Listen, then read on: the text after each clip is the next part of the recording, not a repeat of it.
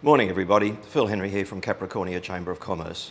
As we've been foreshadowing for the last couple of weeks, we're going to be doing interviews with the candidates for the forthcoming state election for the seats of Rockhampton and Keppel.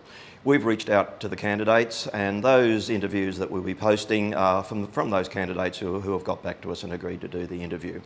Each of those candidates will have been given their questions a day in advance. There are 6 questions and they get 2 minutes to answer, and we'll be giving them a little bit of a nod as they're coming to the end of their time. They'll also get a minute at the end just to do a wrap up if they want to do. So without further ado, on to the candidates.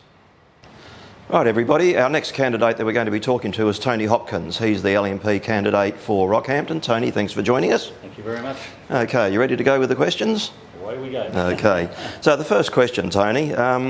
It's become traditional for parties to identify their priorities for the first 100 days. What are your priorities for the first 100 days? Well, the first priority is we've got to have a look at the books and see what money we got there. Then we've got to look at the projects that are shovel ready to get the economy going. And then we've got to look at how we're going to pay for them. Well, we're looking at the Bowen Basin and other mining areas for the royalties. We're going to earmark them for hospitals, roads, rail, all the infrastructure will need to go.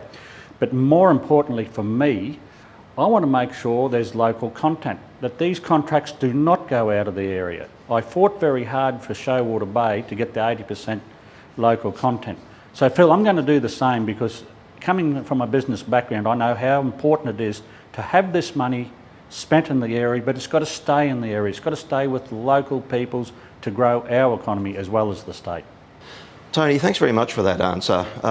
It's interesting because Chamber of Commerce and Industry Queensland has identified a better business-friendly environment as absolutely critical for business growth in this state, and in particular is major projects that work should be going to local people. Can you expand a little bit about on the general business environment and what needs to happen to cut red tape?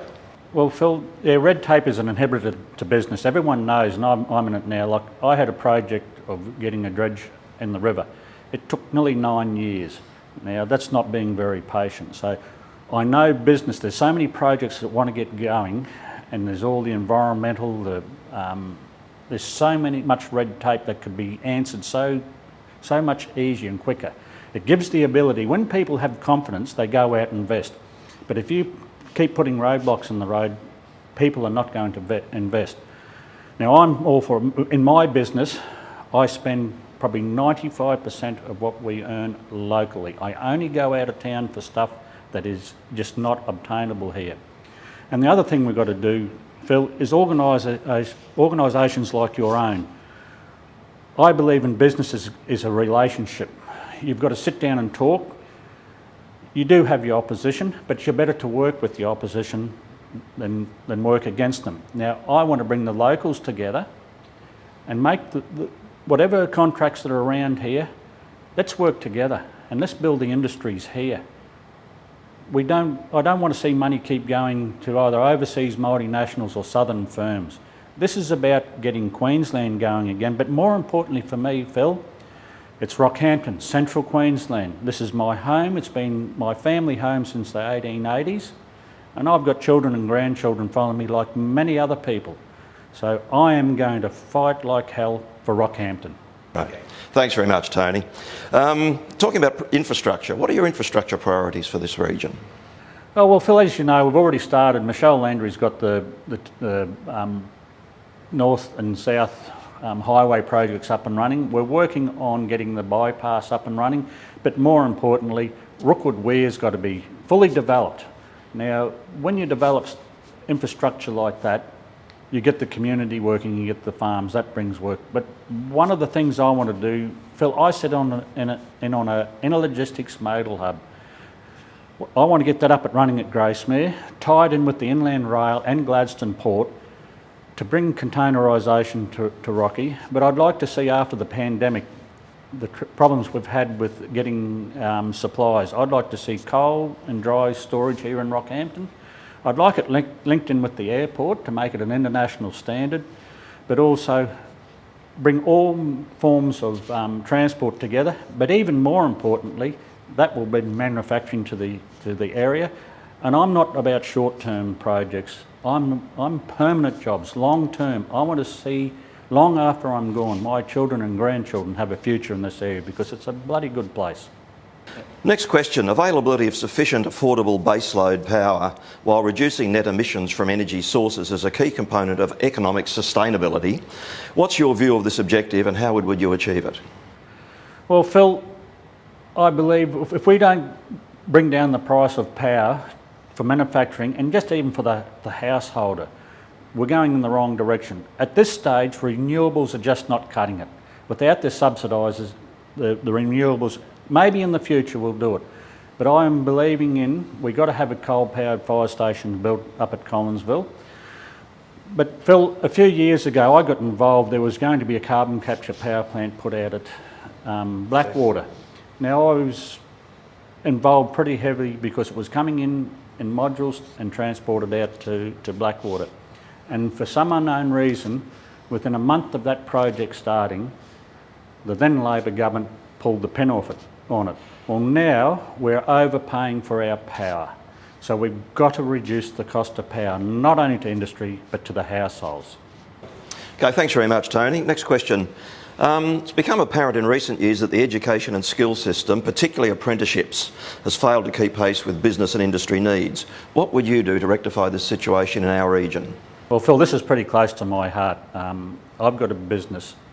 I've got apprentices now. What has happened in the past, there was places like the railway, main roads and that were vital in putting apprentices through. Now, since they've gone, we've got a skill shortage. Personally, myself, I've just gone and got my recognition prior learning, so I can put more apprentices through my own business. But along with that, I've been talking to the Vice-Chancellor at the university. I want to see training programs that are relevant to industry today. Like in my industry, road transport, construction. Like if you want to go and get a ticket for a machine now, it can cost you anywhere from $2,500 up to $10,000 a ticket. The young ones can't afford it. Now I've spoken with Nick Cromp at the Institute. I want to see, along with the TAFE, not only for the skills for carpenters, electricians and all the rest of it, but I want to see the transport industry and the construction industry have a hub out there and treat it as an apprenticeship, because I learnt on the job. Today you can't do it. You've got to have a minimum of 2 to 3 years experience. Well, my argument, how do you get the young ones on the job to get experience? So the only alternatives, we've got to work with TAFE and the universities and business and with the government to help get the young ones into jobs. Okay, Tony, this is the last question, and I'll read it. Particularly since the onset of COVID-19, but also reflecting the global marketplace, businesses need to better understand the digital online world and have access to stable, high-speed internet. What are your policies to help local businesses understand e-commerce and access the digital world? Well, Phil, the LNP government have a plan to look at, we want to make Queensland the hub of the world. To do that, we need the internet. We need high speed. Unfortunately, what we were handed was old technology before they started. So we've got to integrate that and bring it up. But the other thing we're doing is we're giving subsidies to businesses to go and sell their business, not only locally, but overseas, because reality, we've got to have an overseas market. And yes, digital is a very important part of it. But I also believe, along with that, I know with business is relationships.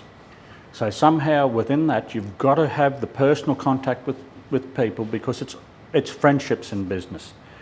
I think that's got to be put in place. And then there's got to be organisations, like I've commented, like your own, that brings businesses together. So sit down, and it saves doubling up on services, and we've got a target or somewhere we're aiming to be, or a market we need to get into. So it's all about cooperation. So it needs all. It needs some of the old, good in your heart business, but it also needs the digital world. So thanks very much, Tony. Before we go, in a minute, tell us all, what are your priorities? What do you actually want to do? Tell us about your platform. Well, I'm all about Rockhampton. I'm all about Central Queensland, Phil, and it's all about to get people back into jobs, which gets us out of the economic crisis we're in now. Now, we've been told we're in a recession. I believe if we don't turn it around and if we don't change the government, the only place we can go to is a depression. Now, I don't want to see that happen. I'm all about creating work and jobs and wealth. To do that, I'm doing it because I've got children and grandchildren, and not only that, community. As you know, for a long time now, behind the scenes have been fighting for a lot of stuff, not only for Central Queensland, but Australia as a whole. This is the next step. I'm not doing it because I need a career change of a job. I've got that, but I believe Rockhampton, Queensland needs a voice. So if I can get across the line, I'll be bloody fighting hard for Rockhampton and Queensland.